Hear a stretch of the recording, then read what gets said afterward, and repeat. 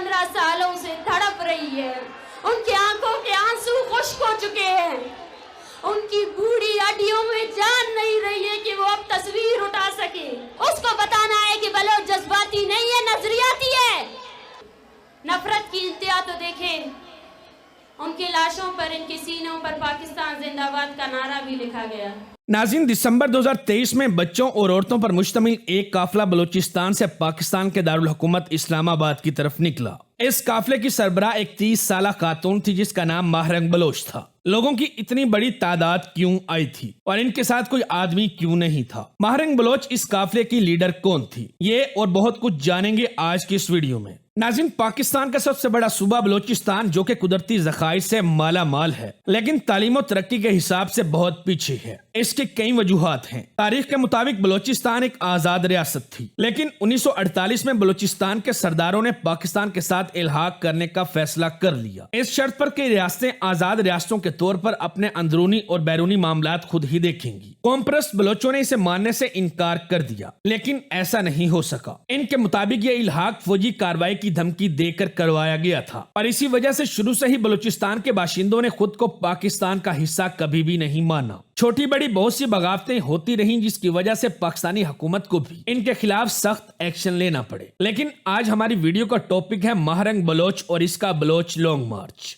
تو ناظرین, سب سے پہلے اگر ہم ماہرنگ بلوچ کا تعارف دیکھیں تو یہ بلوچ قبیلے میں پیدا ہونے والی خاتون ہیں جن کی پیدائش 1993 میں ہوئی. ماہرنگ کے والد عبدالغفور لنگو ایک مزدور تھے جو کلات میں اپنے خاندان کے ساتھ مقیم تھے. ان کی 5 بہنیں اور ایک بھائی مولا بخش بلوچ ہیں. یہ خود پڑھی لکھی خاتون اور ایک ڈاکٹر ہیں جن کی عمر 30 سال ہے. اس وقت یہ ہیومن رائٹ ایکٹیوسٹ کے طور پر کام کر رہی ہیں لیکن سوال یہ پیدا ہوتا ہے کہ کیوں؟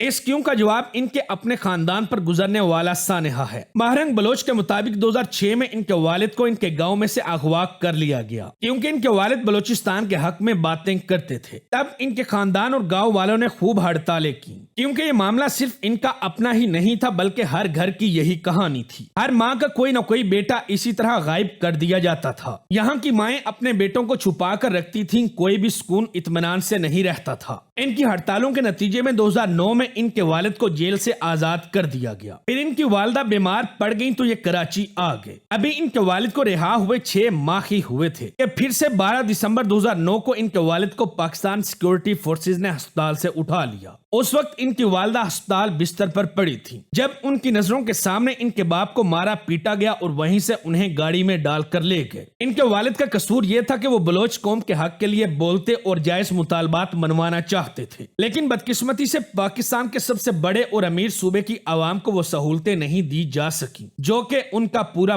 حق تھا, بلکہ اس کے لیے آواز اٹھانے پر ان کے لیے ہی مصیبت کھڑی ہو گئی. یہی کچھ ہوا عبدالغفور کے ساتھ. چھوٹے بچوں کے سر سے والد کا سایہ چھن گیا. یہ حادثہ ان کے خاندان پر قیامت بن کر ٹوٹا. ان کے گھر والوں کو یہ تک معلوم نہیں تھا کہ ان کے والد کہاں ہیں اور انہیں کس جرم میں گرفتار کیا گیا ہے. یہی وہ وقت تھا جب ماہرنگ بلوچ نے انسانی حقوق کے لیے آواز اٹھانے کا فیصلہ کیا. یہ اپنے والد کی طرح مظلوموں کی آواز بنی. 16 سال کی بچی نے بلوچ قومی تحریک کو جوائن کیا اور بلوچستان میں انسانی حقوق کی پامالیوں کے خلاف آواز اٹھانا شروع کر دی. جس کے لیے یہ مائیں 15 سالوں سے تڑپ رہی ہے. ان کی آنکھوں کے آنسو خشک ہو چکے ہیں. ان کی بوڑھی ہڈیوں میں جان نہیں رہی ہے کہ وہ اب تصویر اٹھا سکے. اس کو بتانا ہے کہ بلوچ جذباتی نہیں ہے, نظریاتی ہے.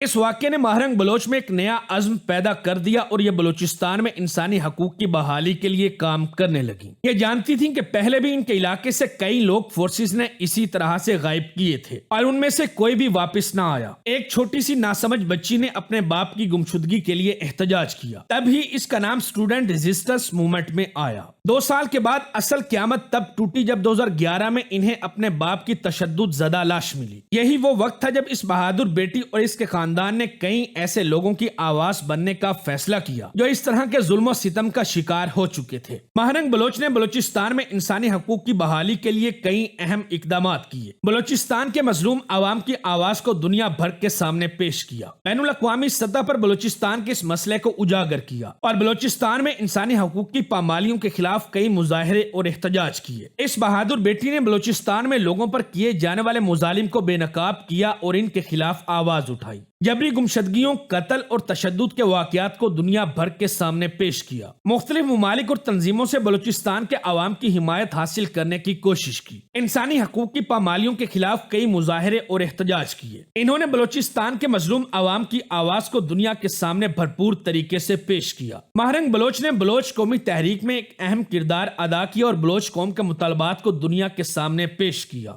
2017 میں اس کے بھائی کو انٹر سروس انٹیلیجنس نے گرفتار کر لیا، جسے پھر 3 مہینے کے بعد رہا کیا گیا۔ اس وقت سے لے کر اب تک بلوچستان کی بیٹی اسی موومنٹ کا حصہ ہے۔ اس کے بعد ماہرنگ بلوچ 2023 میں سامنے آئی، جب ایک 24 سالہ بلوچ نوجوان مولا بخش کو اس کے 3 ساتھیوں سمیت انسداد دہشت گردی والوں نے اغوا کر کے ان کو باغی قرار دے کر قتل کر دیا۔ اتھارٹیز کے مطابق 20 نومبر کو ان لوگوں کو کچھ اسلحے کے ساتھ پکڑا گیا تھا۔ ان کو 21 نومبر کو عدالت میں پیش کیا گیا، جبکہ 23 نومبر کو پولیس مقابلے میں اپنے ساتھیوں سمیت مارا گیا۔ ان نوجوانوں کے خاندان نے اس بات کو ماننے سے انکار کر دیا۔ ان کے مطابق ان کا بیٹا 29 اکتوبر سے گھر سے غائب تھا اور ان کو 23 نومبر کو قتل کر دیا گیا تھا۔ اس بات نے پورے خطے کے لوگوں کے زخم ادھیڑ کر رکھ دیے۔ بہت سی مائیں ایسی تھیں جنہوں نے اپنے لخت جگر کھوئے، بہت سی بیویوں کے سہاگ اجڑے اور سینکڑوں بچے یتیم ہو گئے تھے۔ اس پر ظلم در ظلم یہ کہ یہ سب بے قصور تھے۔ انہیں بنا کسی جرم کے دہشت گردی کے الزام میں گرفتار کر کے موت کی بھینٹ چڑھا دیا جاتا۔ لوکل کمیونٹی نے احتجاج شروع کیے اور اپنے جوانوں کی موت کا بدلہ لینے کے لیے تیار ہو گئے۔ ان لوگوں نے بلوچستان سے اسلام آباد تک ایک طویل مارچ کا فیصلہ کیا، جسے بلوچ لونگ مارچ بھی کہا جاتا ہے۔ یہ مارچ 6 دسمبر 2023 کو بلوچستان سے شروع ہوا۔ اس تحریک میں سینکڑوں خواتین شامل تھی جن کے شوہر، بھائی اور بیٹے لاپتہ ہو گئے۔ ماہرنگ بلوچ اس مارچ کی لیڈر تھی، جو انسانی حقوق کے خلاف ورزیوں اور بلوچستان میں غائب کردہ افراد کے خلاف احتجاج کرنے کے لیے پاکستان کے دارالحکومت اسلام آباد کی طرف مارچ کر رہی تھی۔ یہ مارچ خطے میں بڑھتے ہوئے غائب کردہ افراد اور غیر قانونی قتل کے واقعات کے جواب میں کیا گیا تھا۔ یہ جبری گمشدگیوں اور غیر قانونی قتل پر پابندی کا مطالبہ کر رہے تھے اور غیر قانونی طور پر بلوچ نوجوانوں کے قتل میں ملوث افراد کے خلاف جواب دہی چاہتے تھے۔ انہوں نے ایران کی سرحد کے قریب سے شروع ہو کر پاکستان کے دارالحکومت اسلام آباد تک 1600 کلومیٹر کا فاصلہ طے کیا۔ اس مارچ کو حکومتی حکام کی جانب سے سخت ترین مزاحمت کا سامنا کرنا پڑا، جس میں بہت سے مظاہرین کو حراست میں لیا گیا اور بعد میں اسلام آباد ہائی کورٹ نے اس معاملے کو سن لیا۔ بلوچ یکجہتی کمیٹی کے مطابق احتجاج کرنے والوں کو ISI نے اغوا کر لیا اور اسلام آباد پولیس نے حراست میں لے لیا۔ بعد ازاں ضمانت منظور ہوئی، جس کے نتیجے میں کچھ شرکاء رہا ہو گئے، تاہم میڈیا رپورٹس اور وکلاء کے مطابق بہت سے افراد اب بھی لاپتہ ہیں۔ پھر جنوری 2024 میں یہ قافلہ واپس چلا گیا، کیونکہ یہاں ان پر کھانا تک بند کر دیا گیا تھا۔ لوگ مایوسی کی حالت میں اٹھ کر چلے گئے۔ ناظرین، بلوچستان کی تاریخ میں یہ ایک اہم مارچ رہا، جس نے بلوچ عوام کے مسائل کو عالمی سطح پر اجاگر کیا اور انسانی حقوق کی بحالی کے لیے ایک بڑی آواز اٹھائی۔ اور آپ کون ہوتے ہیں کہ یہ کہنے والے کہ آپ کے مزے لگے ہوئے ہیں اور آپ تماشا کریں؟ ان کے بچے غائب ہیں 10 سالوں سے۔ کس نے آپ کو آرڈر دیا ہے؟ کس نے آپ کو آرڈر دیا کہ اسپیکر نہیں چھوڑیں؟ آپ تمیز کر رہے ہیں ہمارے ساتھ، آپ کیوں ہمارے کام میں کوآپریٹ نہیں کر رہے ہیں؟ اس مارچ نے پاکستانی حکومت پر بلوچستان میں انسانی حقوق کی صورتحال بہتر بنانے کے لیے دباؤ بڑھایا، اور اس مارچ نے بلوچ عوام میں امید کی ایک نئی کرن پیدا کی اور انہیں یقین دلایا کہ ان کے حقوق ایک نہ ایک دن ان کو ضرور حاصل ہوں گے۔ تو ناظرین، یہ تھی آج کی ویڈیو۔ امید ہے آپ کو یہ ویڈیو ضرور پسند آئی ہوگی۔ ملتے ہیں اگلی ویڈیو میں، تب تک کے لیے اللہ نگہبان۔